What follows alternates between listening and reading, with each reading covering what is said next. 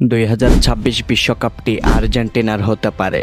2026 বিশ্বকাপকে টার্গেট করেই দলের সব প্ল্যান সাজাচ্ছেন Argentine mastermind coach Lionel Scaloni. তিনি তৈরি করছেন প্রত্যেকটা পজিশনে ব্যাকআপ প্লেয়ার, তরুণদের দিয়ে তাদের সেরাটা বের করে আনছেন এবং মূল খেলাটা সাজাবেন লিওনেল মেসিকে ঘিরেই। বিশ্বকাপের অন্যান্য আসরের থেকে এই আসরটি বেশ গুরুত্বপূর্ণ এবং জমজমাট হতে চলেছে, কারণ 2026 বিশ্বকাপ খেলেই বিদায় নেবেন তিন মহাতারকা Lionel Messi, Cristiano Ronaldo, Neymar junior. তাই সারা বিশ্ব মেতে থাকবে এই বিশ্বকাপকে ঘিরেই। ব্রাজিলিয়ান ভক্তরা চাইবেন এই বিশ্বকাপটি নেইমার জুনিয়রের হাতে উঠুক, পর্তুগালের ভক্তরা চাইবেন এই বিশ্বকাপটি রোনালদোর হাতে উঠুক এবং আর্জেন্টাইন সমর্থকেরা চাইবেন এই বিশ্বকাপটি লিওনেল মেসির হাতে উঠুক। তবে সব চিন্তা ভাবনাকে দূরে রেখেই লিওনেল স্কালোনি নতুন চক খুঁজছেন, নতুনভাবে পরিকল্পনা সাজাচ্ছেন। ইতোমধ্যেই তিনি বের করে এনেছেন থিয়াগো আলমাদাকে। আর্জেন্টিনার মিডফিল্ড নিয়ে চিন্তা নেই, কারণ আর্জেন্টিনার মিডফিল্ড এখন বিশ্বের অন্যতম সেরা। মিডফিল্ডে নিঃসন্দেহে থাকবেন Enzo Fernandez, Alexis Mac Allister, Rodrigo De Paul. তাদের সাথে আরও একটি নাম যুক্ত হতে পারে, জিওভানি লো চেলসো।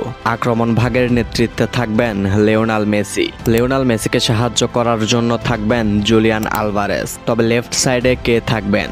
লেফট সাইডে থাকবেন Argentine wonder kid Thiago Almada, যিনি ইতোমধ্যেই আর্জেন্টিনার জার্সিতে নিজেকে প্রমাণ করেছেন এবং আর্জেন্টিনার ভবিষ্যৎ তারকা হিসেবেই ধরা হচ্ছে তাকে। গোলকিপিং পজিশন নিয়ে চিন্তা নেই, কারণ গোলকিপারে আছেন বর্তমান বিশ্বের অন্যতম সেরা গোলকিপার এমিলিয়ানো মার্তিনেজ। ডিফেন্স নিয়েও চিন্তা কম, কারণ Cristian Romero, Nicolas Otamendi, Lisandro Martinez. তাদের সাথে রয়েছেন লিওনার্দো বালের্দি, ফাকুন্দো মেদিনা। আর্জেন্টিনার একটু চিন্তার বিষয় হতে পারে আর্জেন্টিনার ফুলব্যাক পজিশনে।